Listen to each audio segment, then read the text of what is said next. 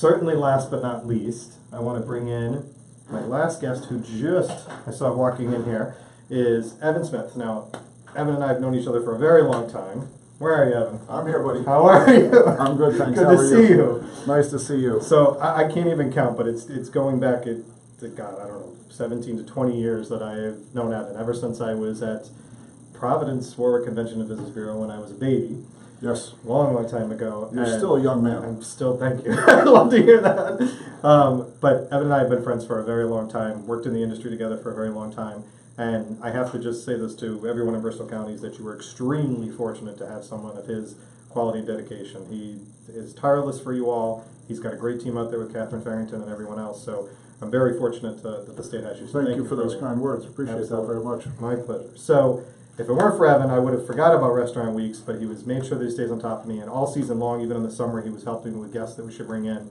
So I get to talk to him a little bit today about that. And I do want to highlight that there's at least, 45 or 50? 58 restaurants. 58? Yes. 58. I was way off. 58 restaurants.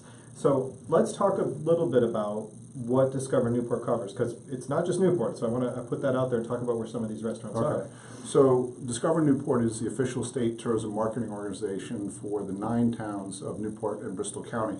So we are one of 6 organizations in a statewide network, but we're charged with promoting those 9 towns for both business travel and for leisure travel. Right. So when they put this together, those regions, which are all beautiful parts of the area, that's where a lot of these restaurants are coming in from. So if you look at this list of 58 places that you mentioned, it's the guests that I had all happen to be from Newport, but there's guests that you have in Bristol, right? We do, yes. We have 7 restaurants in Bristol that are going to participate. Okay. So we have actually, each one of our 9 towns is represented, with the exception of Little Compton. Unfortunately, we weren't able to get a restaurant from Little Compton this year. But every other one of our 8 towns has a restaurant participating in Restaurant Week. Yeah, and I saw, and there's some great ones. I saw, the Boathouse in Tiverton, 15, what am I going to... 15 Point. 15 Point, which is another great spot out there. And then you've even got some new restaurants that have just opened up in Newport that were there that we tried to talk to as well. So 58 restaurants is a lot to choose from, and this is going on from, we're talking about this weekend, right, the 3rd? Right, the 3rd to the 12th. 3rd through the 12th. Yep. So you've got plenty of time to be able to go and check. It's very easy to find, because if all you got to do is type in Newport Restaurant Week, and boom, it comes up. You're not going to find it in 3 seconds.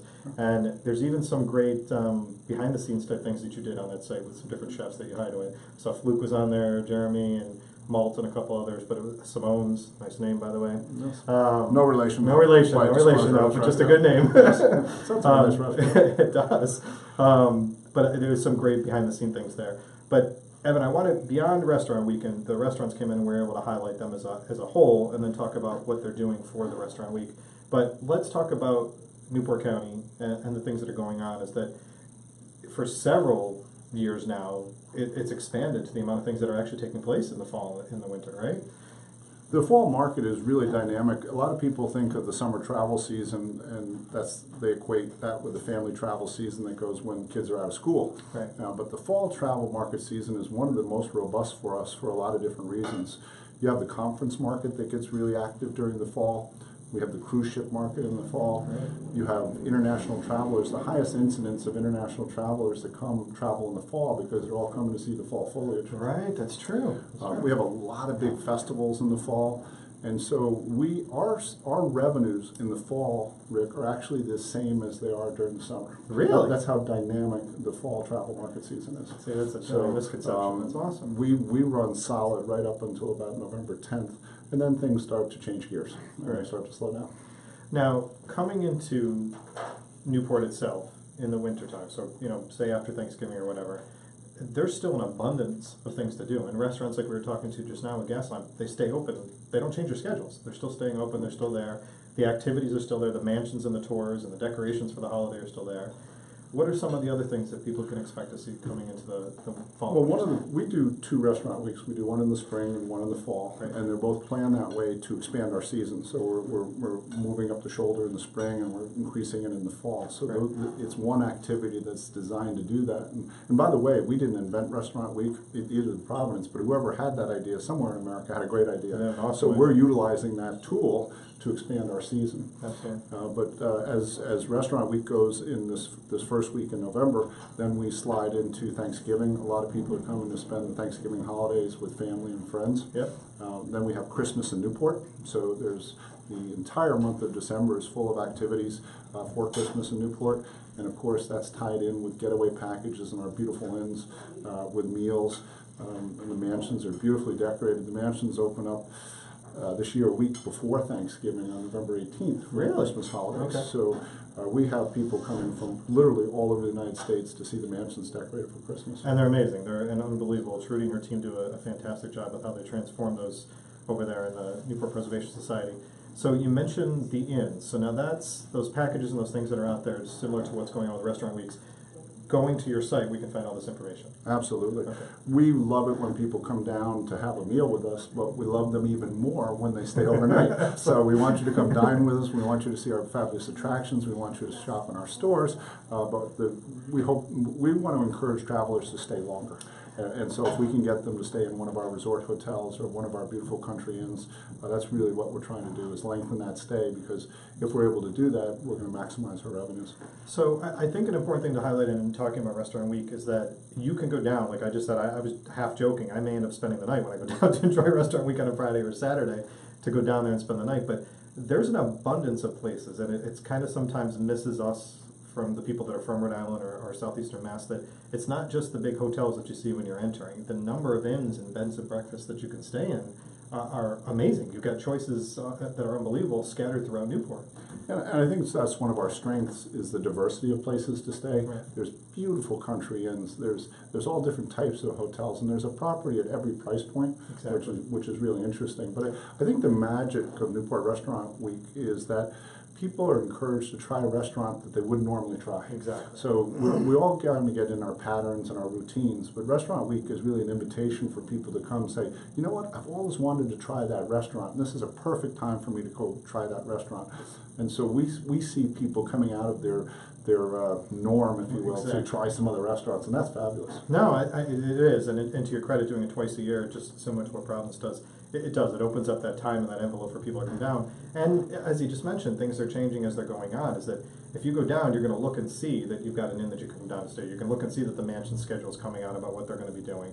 Now, going past this, and to talk about something that's coming back to Rhode Island is in, my gosh, May, Volvo? Yes, very good. So Yeah. in May, we've got Volvo coming back. So tell us a little bit about that. So the Volvo Ocean Race is an around-the-world sailboat race, a crewed race, and it just started in Alicante, Spain, about 3 weeks ago. And they have 9 legs as they race around the planet. Yep. And so they actually just finished the first leg, and so they're in Lisbon, Portugal right now.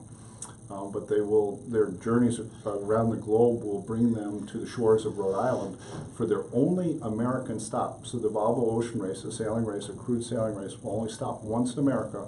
It will be in Newport, Rhode Island, and that they will finish here in the second week in May. And this is their second time coming to Rhode Island. They were with us 3 years ago. Yep. Rhode Islanders turned out in record numbers down at Fort Adams State Park. We had tens of thousands of people there over the 3-day welcoming ceremonies. Yeah. And then we had another week of festival activities while they were with us.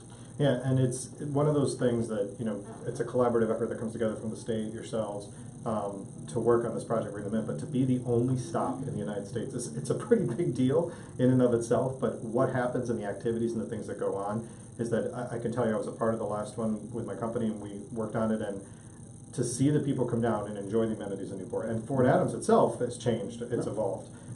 You know, and you got Brad Reed from Sail Newport that works on this extensively, and he has his programs that are going on down there. But people, I think, always need this refresher, similar to what you're saying with the Restaurant Week, is to come out of your norm and go back down and check out how Newport has been evolving in that whole area. So is there things that, you know, we should look at, you know, between that time frame of going into December and then May when it's coming on, is there other things that we should look forward to or things that are happening down in Newport? Well, there's a lot of exciting things always going on. We're really pleased right now. We just redid the Gateway Visitor Center in Newport, and it was under construction all this year. So there was a $9 million renovation at the Gateway Visitor Center. So we're excited to have that finished, and we welcome over 500,000 visitors through the Visitor Center every year. Right. So that's wonderful. So during the January, February, March, that first quarter, if you will, that's a great time for people to come enjoy what we call the less crowded time in Newport, right? Right. Where they can. It's interesting though, Rhode Islanders and most of your viewers will come to Newport during the off season, but we know that they may not choose to come in the summer when it's really filled with out-of-state visitors. Right. So most Rhode Islanders really enjoy Newport in the off season. They can get into their favorite restaurant without waiting. They don't have to pay to park. Exactly. All Yeah, which these we just wonderful highlighted. things, Yeah, right? Yeah, yeah. so- Sandy just highlighted that the part that started, right? So I think Rhode Islanders really embrace Newport during those months, and why not? They get the best of everything. So I personally feel, and I think a lot of Rhode Islanders know that secret. It's the best time of year to visit our city. And I think being a tourist in your own backyard, if you will, the visitor center that you said just reopened. So Yeah.